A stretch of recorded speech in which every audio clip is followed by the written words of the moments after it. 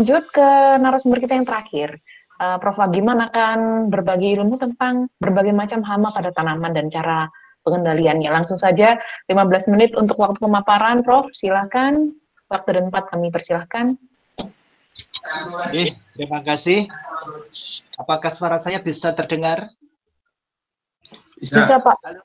Bisa, Pak. Oke. Ya, selamat pagi, salam sejahtera untuk kita semua.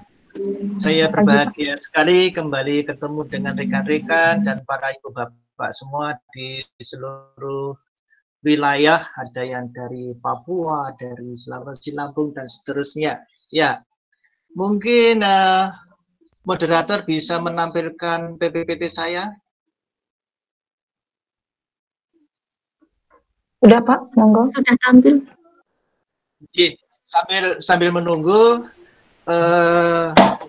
Kalau kita melihat pertanian kita di Indonesia ini luar biasa variasinya, sejak kita bisa bertanam di lahan pantai, pasir pantai sampai pegunungan, kemudian ada dari berbagai macam tanah yang macam-macam, dari yang lempung pasir sampai yang tanah kars pun juga ini, dan dari ketinggian yang sangat dingin, kemudian kalau kita lihat permasalahan sangat kompleks.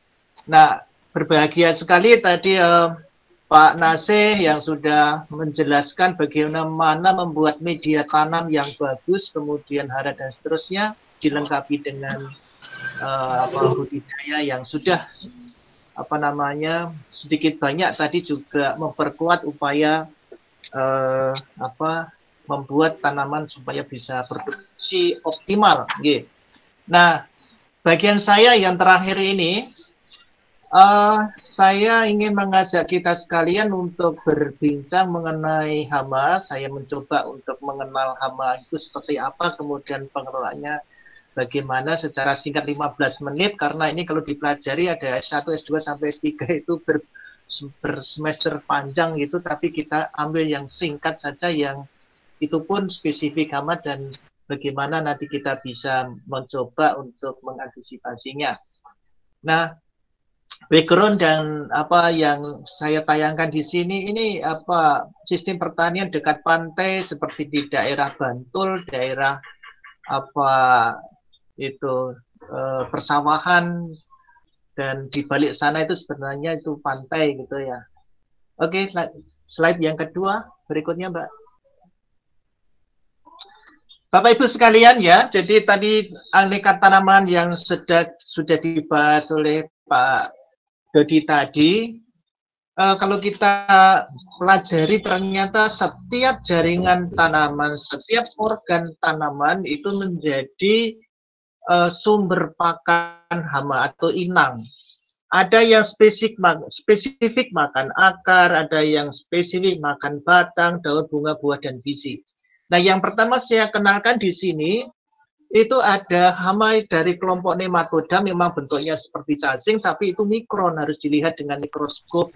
Di sebelah kanan itu gambar secara keseluruhan, kemudian di ujung kepala itu ada semacam jarum yang namanya stilet, itu yang digunakan untuk menembus sel dan jaringan, kemudian dengan ototnya itu menyedot cairan tanaman. Dampaknya apa?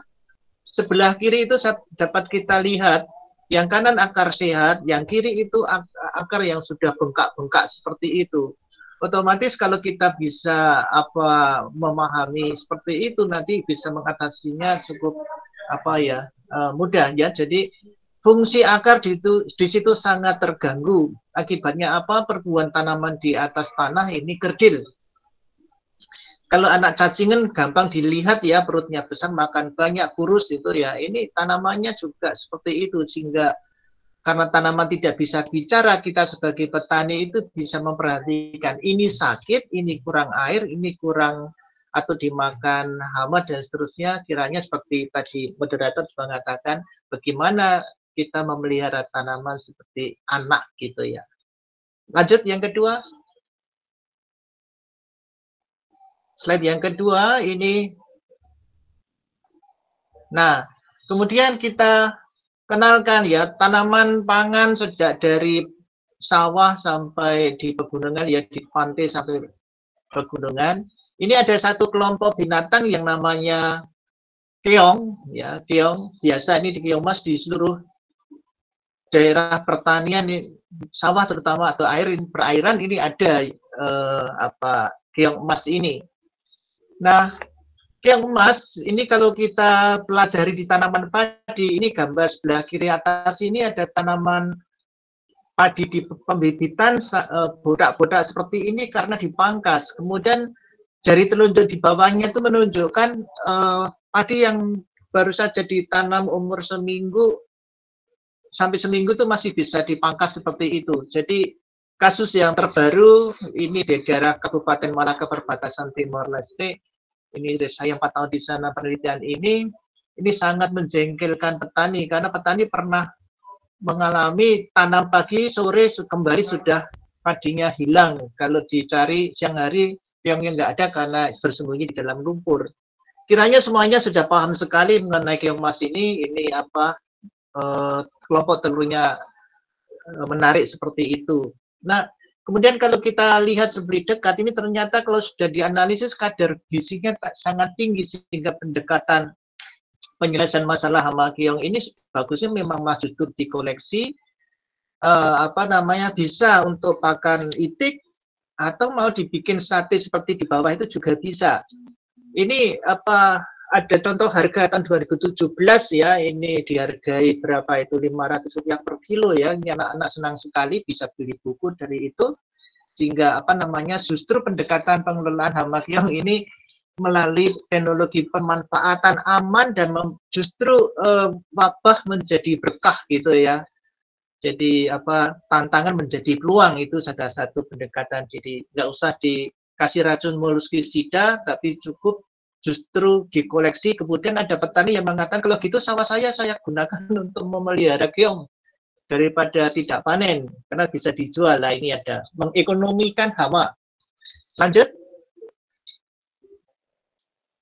Berikutnya juga masih satu keluarga, itu ya namanya bekicot ya. Mungkin slide berikutnya Mbak, tolong bisa di slide berikutnya. Nah, ini bekicot zaman Jepang luar biasa, ini menjadi persoalan pertanian kita. Kemudian kita bisa menjumpai bekicot ini menjengkelkan juga pada tanaman-tanaman sayur dan tanaman muda yang baru ditanam. Kemudian ini bekicot ini aktif pada malam hari, kalau siang hari bersembunyi.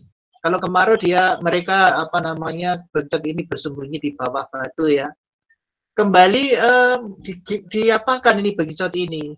Justru bekicot ini ada juga yang memelihara, diperbanyak, diternakkan karena ini bisa mempunyai kesempatan untuk komestika juga, bisa dimakan, dimasak. Ini ada masakan krengsengan bekicot gitu ya. Jadi mungkin ibu bapak belum pernah mengalami, tapi saya pribadi pernah juga di Solo. Itu ada penjual keliling ini menjual masakan dari bekicot ini, satu porsi 2.000, katanya bisa untuk obat batuk atau apa itu menurut mereka. Jadi tidak semua hama harus dibunuh dengan racun, tapi sejauh mana bisa diekonomikan kita manfaatkan. Lanjut. Setelah nematoda kemudian bekicot, yang berikutnya kita coba pelajari hama yang menyerang, yang itu kelompok tungau ya. Kelompok ini kalau hama sebelumnya tadi seperti ini juga makan nematoda kayak tungau, ini juga caranya itu menyedot cairan tanaman seperti kalau nyamuk menghisap darah orang ya. Nah, ini tungau merah amat kecil juga, tapi masih bisa kasat mata kalau yang sudah pernah mengamati. Nah, ini banyak menjadi persoalan di pertanaman ini ubi kayu atau singkong. Tetapi di cabai ini juga menjengkelkan ya, ini membuat pucuk menjadi seperti ini, kerdil seperti yang di tengah itu luar biasa, sehingga petani kerepotan juga mau diapain gitu ya. Dan di gejala yang paling kanan di singkong itu ya, tampak seperti itu daunnya. Biasanya bulan-bulan basah Februari, Januari itu banyak serangan seperti itu. Nah, saya tunjukkan di bagian gambar bawah ilustrasinya. Kalau dilihat dengan mikroskop elektron itu ujung dari selisera atau dari alat mulut tungau itu seperti tang catut begitu ya. Nah, ini untuk melukai jaringan tanaman dan kemudian dengan seliseranya itu digunakan untuk menyedot cairan tanaman sehingga dampaknya Anda bisa melihat daun pucuk di cabai itu bisa melengkung ke bawah, kalau dibalik meling-meling itu ya, mengkilap gitu ya. Oke. Lanjut. Setelah kita pelajari binatang hama yang kecil, kemudian yang gede itu belalang. Kiranya Lampung, Kalimantan, NTT ini menjadi beberapa kali juga ada di Jawa, ini belalang menjadi masalah besar luar biasa sehingga petani jagung di kanan atas itu hanya semalam itu jagungnya habis seperti itu, dimakan oleh belalang. Salah satu jenisnya adalah belalang kembara. Nah, sebelah kiri ini ilustrasi jagung yang dikeroyok oleh belalang, dan ini ada skema gambar kepala belalang itu untuk menunjukkan bagaimana hama ini makan ya. Jadi binatang hama ini ada dua cara merusak, dengan cara menyedot cairan tanaman dan juga dengan cara memakan jaringan, entah itu pemakan, penggerek atau apa. Nah, kemudian untuk belalang ini kembali, sekarang sudah lama sekali di daerah Wonosari, Jogja dan seterusnya ini menjadi belalang justru menjadi barang ekonomi. Ini mungkin rekan dari Sosek, Mbak Raya, kalau boleh bergabung dengan saya untuk mengevaluasi sejauh mana pendapatan orang yang berburu. Saya sudah pernah survei di Ponjong, itu sehari orang mencari belalang ini bisa memperoleh pendapatan senilai dengan tukang batu, tukang kayu ya, 150.000 sehari. Ini dijual belikan di sana, dan ini belalang goreng ini 55.000 rupiah per stopless ini di Gunung Kidul sekarang ada ini, isinya hanya 25 ekor saja. Baik, terus lanjut. Serangga diwakili belalang, kemudian masih ada persoalan besar yang lain juga, yang mungkin Ibu Bapak sekalian sudah sering jengkel sekali dengan tanaman kita yang rusak karena uret ya. Ini uret. Ini salah satu contoh di jagung ini, karena pangkalnya itu dimakan uret ya sudah kering segitu. Belum ini pada tebu juga begitu. Ini sangat rusak. Contoh sebelah kiri ini ubian ini, ubi jalar pun juga rusak seperti itu. Nah, ini di tangan seperti itu besarnya. Lalu kalau dipegang ini ya, itu seperti itu bentuknya, dan itu cukup kuat ini giginya untuk memakan jaringan yang keras ya, seperti itu. Nah, lalu bagaimana pendekatan penyelesaiannya? Kalau itu musim terbang bulan Desember itu bisa ditangkap dengan perangkap, kemudian pakai net dan seterusnya. Kalau menjelang mau olah tanah, yaitu pada saat itu juga bisa dikumpulkan, dikoleksi untuk pakan ayam atau apa. Kalau sekarang saya baru meneliti ini uret bagaimana bisa ditepungkan, karena di sini bahkan ada mengandung omega 7 ke depannya seperti itu. Lanjut. Nah, ini setelah serangga, kemudian saya kenalkan masih juga serangga ini yang sekarang menjengkelkan kita sekalian ini, di mana kita tanam bahkan ada di dalam ruang dekat dengan di pot saja juga ini ada hama datang, padahal sumber hamanya jauh. Salah satu contoh ini ulat geraya. Nah, ini Anda bisa lihat ulat geraya itu sudah luar biasa, apa saja dimakan, bahkan kedelai juga dimakan, cabai yang pedas pun juga dimakan oleh ulat, jagung apalagi yang suka jagung rebus, kemudian tomat ya. Ini di bagian bawah ini kelompok ulat nongkol jagung, ini putih-putih dua ini telurnya, kepompongnya, kemudian ngengatnya, ulatnya seperti itu. Nah, ini sekedar untuk bisa mengenalkan permasalahan kita, masalah hama di lapangan. Lanjut. Berikutnya kita pelajari juga hama serangga yang berupa ulat. ini gambar di belakang ini kubis di daerah Karo ya. Ini untuk melihat kita tanam sayur sawi maupun kubis misalnya. Ini persoalannya adalah ulat putela ini yang makan daun. Bahkan ada korosi, alat korosi yang ini muntes bagian pucuk. Padahal pucuk itulah nanti yang akan menjadi crop yang mau kita tanam. Lalu biasanya petani tanam tanaman sayur pagi, tapi pagi berikutnya sudah patah segar seperti itu. Ini karena ada ulat tanah itu ya. Ini yang apa dekat. Jadi kalau kita melihat kok puntes seperti ini, cari kira-kira 5 cm keliling itu ada ulatnya seperti itu, ambil saja. Petani kita bawang merah di daerah-daerah produsen ini juga berhadapan dengan ulat bawang seperti itu, luar biasa. Jadi apa namanya hama menjadi risiko di dalam budidaya, sehingga ini dipelajari sampai jauh sehingga kita bisa mengembangkan teknologi pengelolaannya. Kita kenalkan hama berikutnya setelah kelompok ulat ini. Lanjut, Mbak.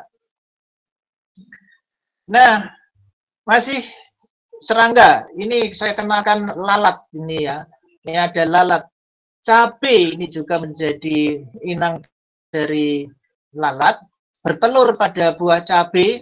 Pengalaman untuk buah kira-kira yang sudah 10 cm untuk cabai yang bukan yang rawit ya, yang cabai besar itu. Ini sudah mulai diteluri.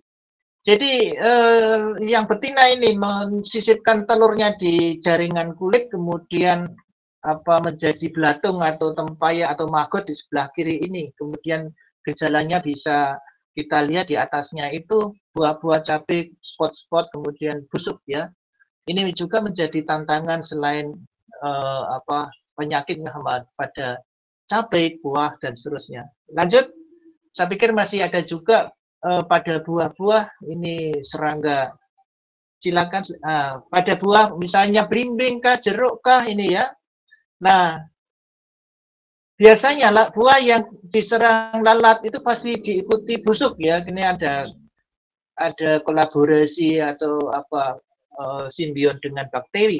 Ini belimbing yang terserang, kemudian lalatnya itu.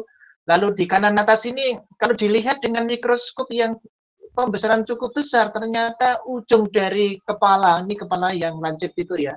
Ini ada dua kayak mandibula lancip kayak taring gitu ya. Ini yang digunakan untuk menghancurkan jaringan. Kemudian ada kerjasama dengan bakteri, lalu ini bisa lunak, lalu mudah disedot. Nah, pengelolaannya ini pakai perekat trap perangkap yang warna kuning ini menarik lalat-lalat yang jantan maupun betina, kemudian sudah dapat, nah ini sudah bisa mengurangi, terutama pada awal-awal serangan ini bisa sangat membantu. Berikutnya kita lihat binatang perusak hama pengisap. Nah, sudah ini hama ini ya, hama karantina ya. Ini ada kelompok kutu daun yang warna putih ini.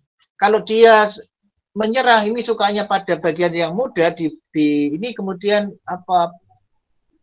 pertumbuhan tunasnya itu menjadi seperti itu ya, tidak bisa berkembang. Kalau menyerang buah yang sudah produksi kayak pepaya seperti ini, kayak di daerah Boyolali dan seterusnya, ini amat sangat merugikan pada ini usia-usia tanaman panen ya. Nah, saya jelaskan sedikit bahwa sebelah kiri ini ilustrasi kepala dari hama tungau, wereng, kutu. Ini ada semacam jarum, itu namanya stilet yang dimasukkan ke dalam jaringan tanaman. Kemudian cairan tanaman disedot, tapi sambil menyedot itu juga memasukkan bahasa petaninya liur atau enzim ke dalam jaringan, sehingga kadang juga tanaman mati karena fitotoksik dari enzim yang dikeluarkan. Ini contohnya kayak wereng dan sebagainya. Berikutnya kita lihat wereng. Ini kutu pada pepaya. Lanjut Pak, slide berikutnya. Slide berikutnya kita ini masih cabai ya. Ya, ini yang favorit, hama favorit kutu kebul ini menyebarkan virus-virus virus kuning seperti itu, bikin kerdil. Oke, Lanjut. Berikutnya kita pada masih cabai. Ya, namanya trip. Binatangnya cukup kecil, 2,5 mm panjangnya, itu perkembangannya seperti itu, diperbesar bentuknya seperti itu, mulutnya untuk garuk-garuk apa jaringan, kemudian luka, lalu jaringan sedot. Dampaknya apa? Dampaknya ini bunga maupun apa, tanaman tunas-tunas yang masih muda ini kemudian tidak bisa berkembang. Kalau tunggu tadi kemudian tumbuhnya rontok, kalau ini kemudian apa kerdil, dan tanaman yang masih sangat muda ini rawan sekali diserang oleh apa trip. Jadi tadi Pak Dodi sudah menjelaskan ketika pertumbuhan tanaman ini sangat risiko juga ya terserang oleh hama ini. Lanjut, kita lanjutkan setelah binatang yang kecil-kecil seperti ini. Berikutnya orang belum ya? Silakan, Mbak. Oh iya, masih di padi kali ini. Nah, di daerah sawah ini padi. Nah, tadi Pak padi Pak Langsangi dulu sebelumnya. Ya.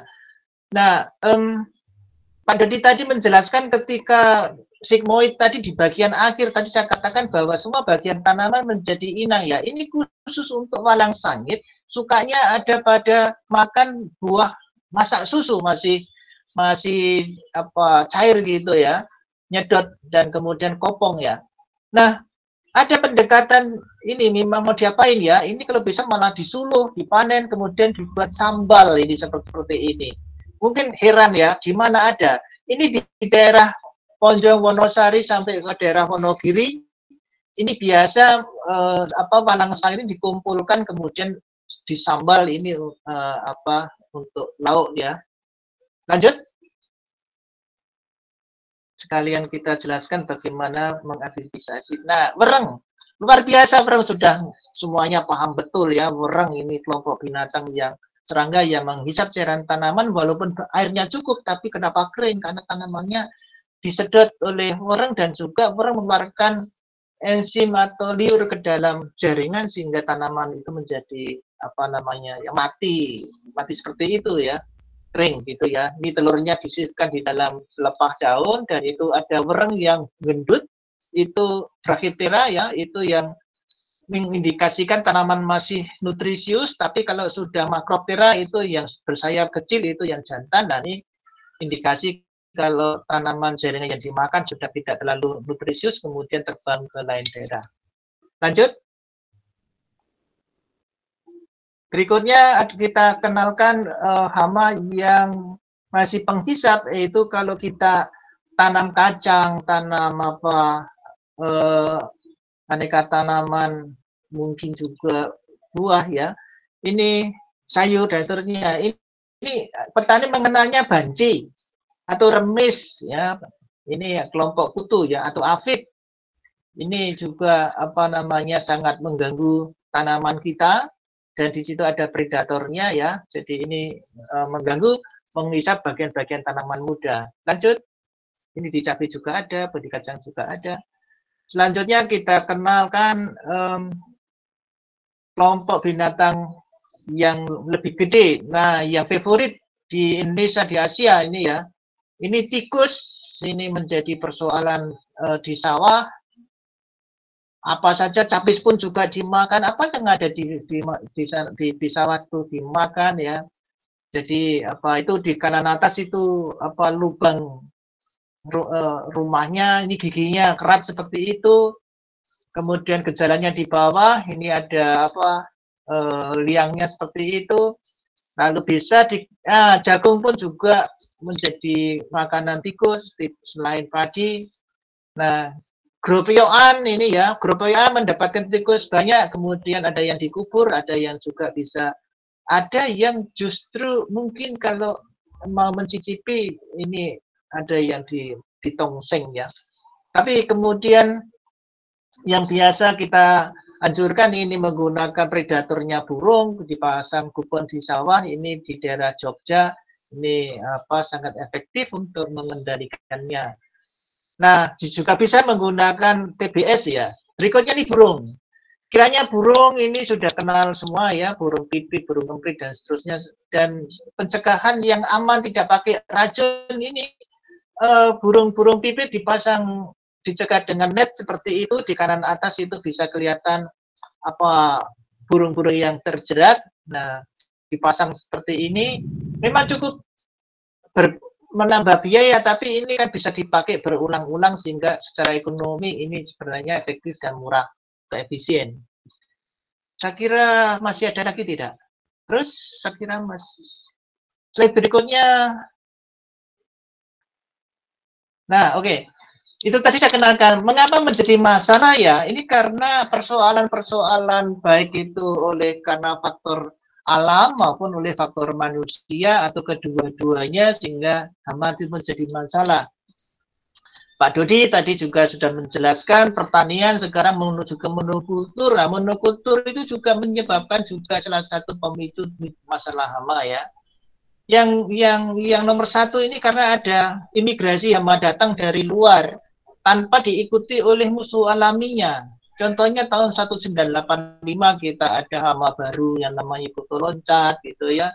Masih banyak contoh yang lain, itu contoh yang real. Kemudian yang kedua, memang ada kondisi-kondisi tertentu yang mendorong hama muncul. Kemarau panjang misalnya, itu membuat hama-hama kutu meledak.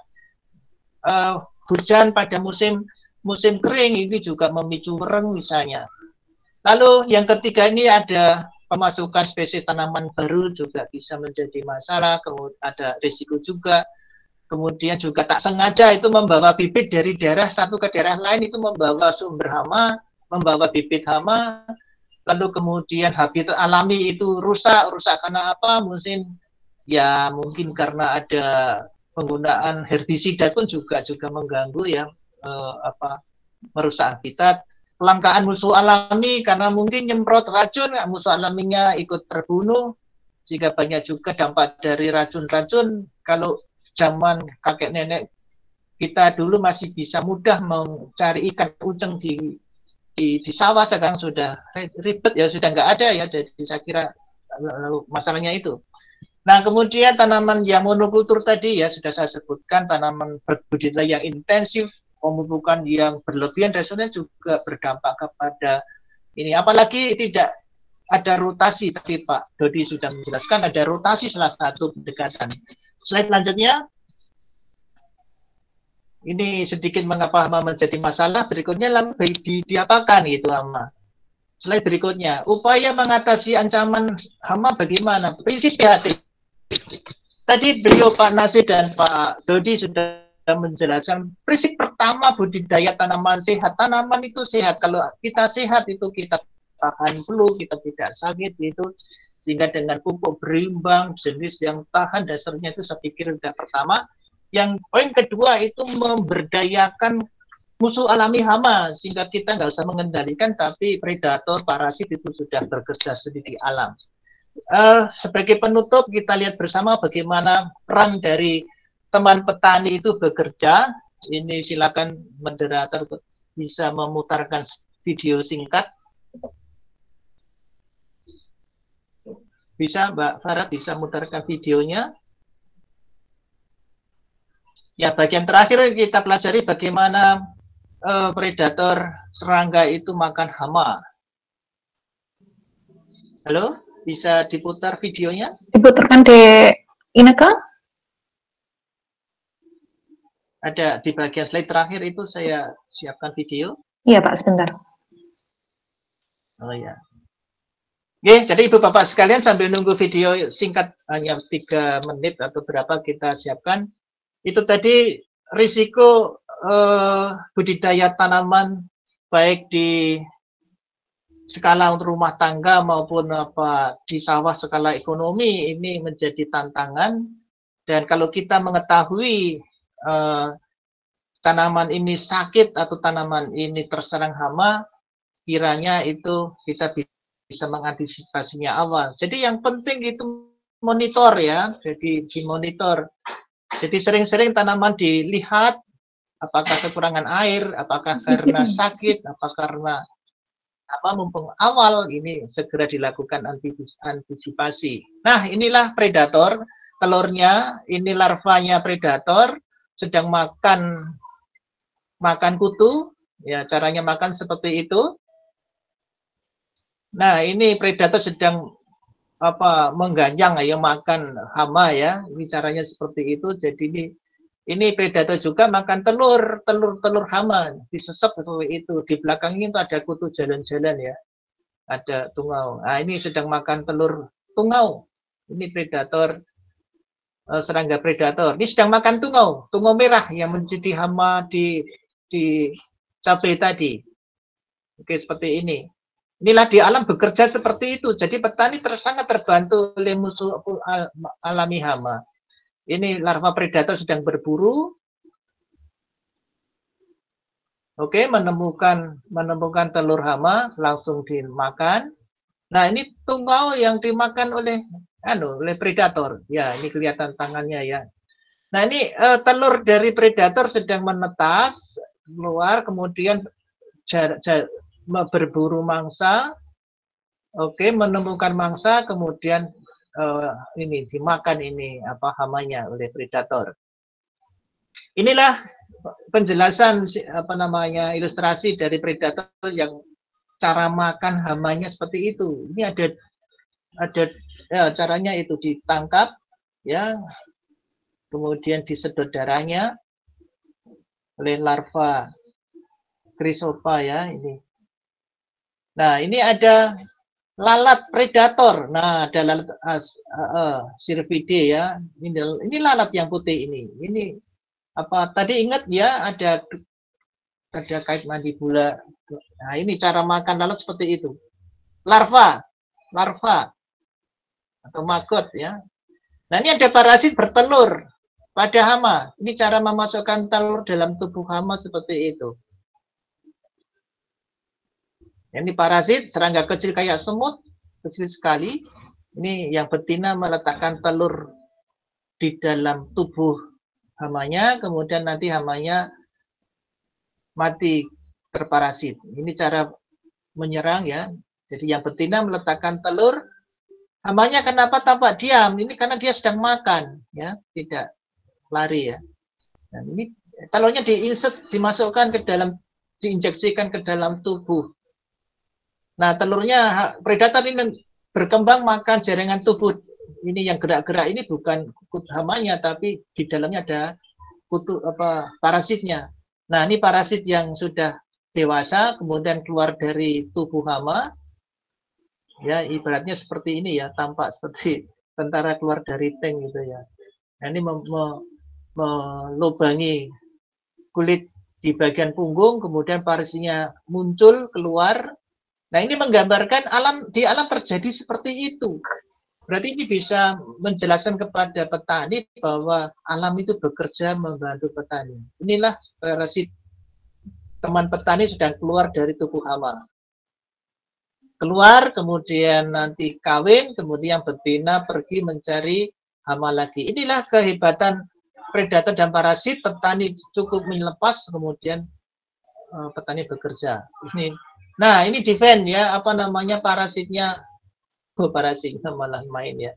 Hamanya tadi mengeluarkan 2 cairan itu ya.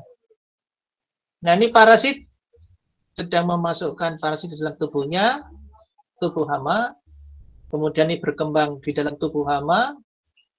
Nah, hamanya mati terparasit.